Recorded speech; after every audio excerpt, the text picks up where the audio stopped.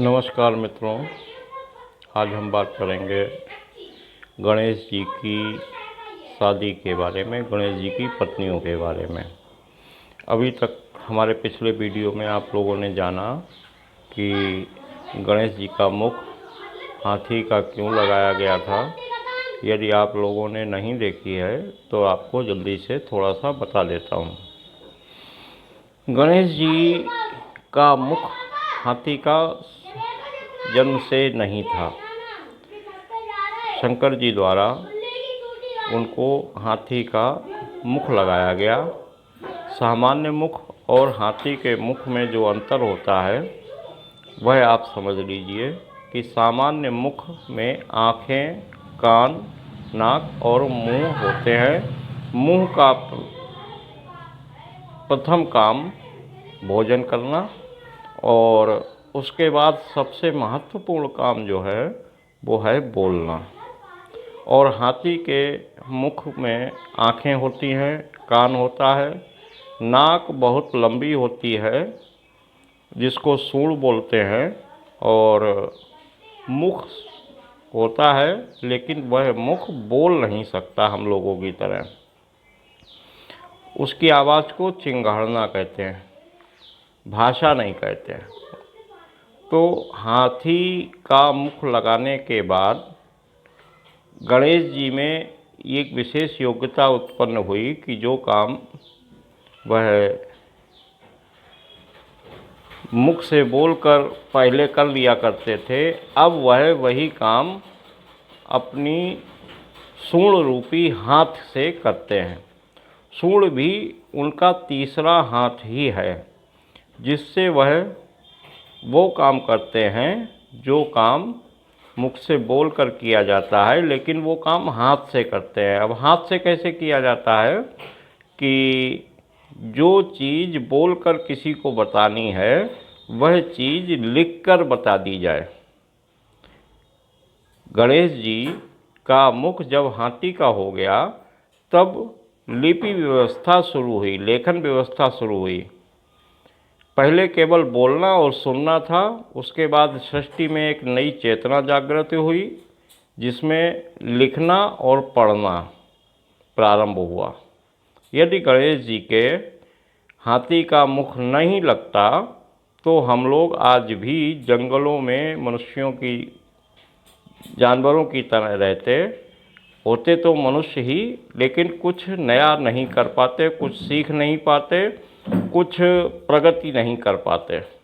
तो हमारी मनुष्य की मनुष्यता में जो सबसे बड़ा योगदान है वह है गणेश जी का, कि उन्होंने हमें लिखना और लिखी हुई चीज़ को, जब कोई चीज़ लिखी होगी तो उसको पढ़ना बताया। अब आते हैं गणेश जी की शादी के बारे में। गणेश जी के बारे में यह कहा जाता है कि उनकी 2 पत्नियां थीं। अब पत्नियों, देवताओं की पत्नियां एकमात्र स्त्री के रूप में समझना मेरे अनुसार एक बड़ी भूल है। आप समझ रहे हैं कि मैं क्या कहना चाह रहा हूँ। देवताओं की पत्नियां, देवताओं की अधिकांशता आपने सुना होगा कि इस देवता की इतनी पत्नियां, इसकी इतनी पत्नियां, भगवान श्री कृष्ण की 16,108 रानियां। तो पत्नियां होना और स्त्रियां होना में अंतर है।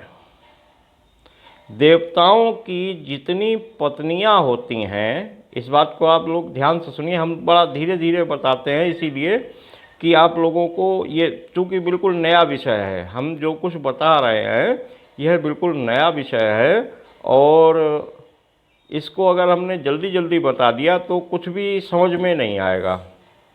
इसलिए धीरे धीरे बताते हैं, थोड़ा बहुत समझ में आएगा, फिर बार बार देखोगे तो ज़्यादा समझ में आएगा।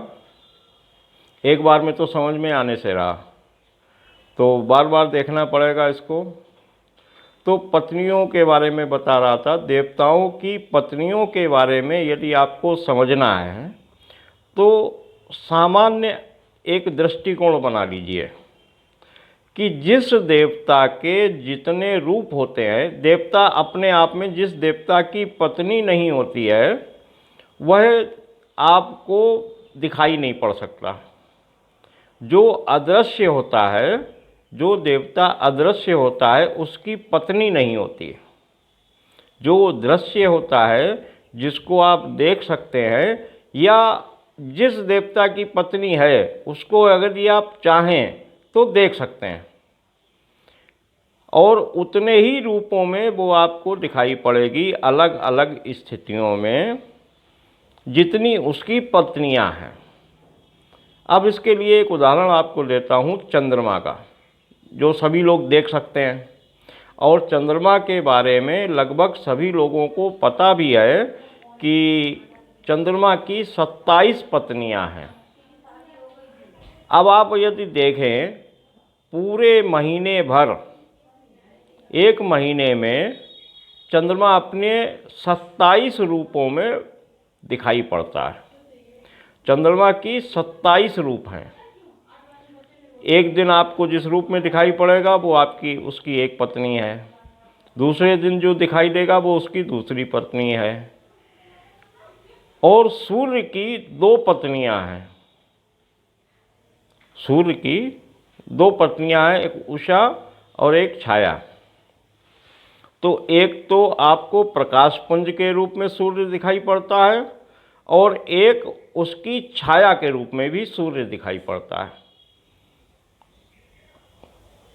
तो सामान्य रूप से आप समझ लीजिए कि पत्नियां होने का मतलब देवताओं की जितनी पत्नियां होती हैं उतने ही उसके रूप हमें दिखाई पड़ सकते हैं।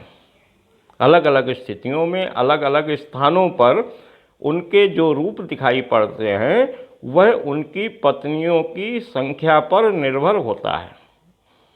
यह बिल्कुल एक नई बात है, नई विचार है।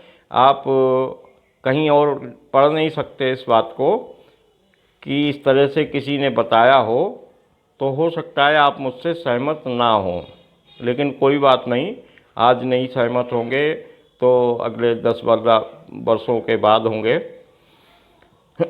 लेकिन सत्य यही है। आगे हमारी बात सुनकर और जो प्रकांड विद्वान हैं वो इस दृष्टिकोण से भी ग्रंथों को पढ़ेंगे, ग्रंथों के अर्थ लगाए जाएंगे, ग्रंथों के भावार्थ लगाए जाएंगे। आज हो सकता है मेरी बात बिल्कुल नई हो, लेकिन 5-10 वर्षों के बाद यह बात बिल्कुल सामान्य लगने लगेगी। तो गणेश जी की 2 पत्नियां हैं, एक का नाम है रिद्धि और एक का नाम है सिद्धि। अब हमने आपको जैसा पहले ही बताया कि गणेश जी स्वयं में एक लिपि हैं, लेखन कला है, लेखन विद्या है। अब उनकी 2 पत्नियां हैं, तो इसका क्या मतलब हुआ? लेखन विद्या में 2 तरीके से लिखा जा सकता है, एक तो अक्षरों में और दूसरा अंकों में। तो उनकी एक पत्नी तो अंक है और दूसरी पत्नी अक्षर है। अब आप इस दृष्टिकोण से जब गणेश जी को देखेंगे तब आप उनको पहचान पाएंगे। उन 2 पत्नियों से गणेश जी को 2 पुत्र प्राप्त हुए, जिनका की नाम शुभ और लाभ था। लाभ है, था क्या? लाभ हो। ये देवता हमेशा रहते हैं, देवताओं की पत्नियां हमेशा रहती हैं, देवताओं के जो पुत्र हैं वो भी हमेशा रहते हैं, वो कभी था नहीं होता, वो सदैव हैं। गणेश जी हैं, गणेश जी की पत्नियां हैं, गणेश जी के पुत्र भी हैं। इसलिए कभी गलती से मेरे मुख से भी निकल जाता है कि थे, तो आप उसका गलत अर्थ मत लगाइएगा। तो एक का नाम था शुभ और एक का नाम था लाभ। अब शुभ किसका पुत्र माना जा सकता है? शुभ अक्षरों का पुत्र माना जा सकता है और लाभ अंकों का पुत्र माना जा सकता है, क्योंकि गणित के बगैर व्यापार में लाभ और हानि का विवरण प्राप्त करना लगभग असंभव होता है। तो अंकों का प्रयोग करके हमें लाभ मिले और अक्षरों का प्रयोग करके हमें शुभता मिले, हम लोग शुभता की ओर, हमारे विचार अच्छे हों, हमारा दृष्टिकोण अच्छा हो, ये सब हमें अक्षरों के द्वारा मिलता है। तो आज हम रिद्धि और सिद्धि गणेश जी की पत्नियों के बारे में थोड़ा बहुत जान चुके हैं और उनके पुत्रों के बारे में जान चुके हैं कि गणेश जी पहली बात तो लिपि हैं, दूसरी बात उनकी जो दो पत्नियां हैं वो एक अंक है, एक अक्षर है, दूसरा शुभ और लाभ।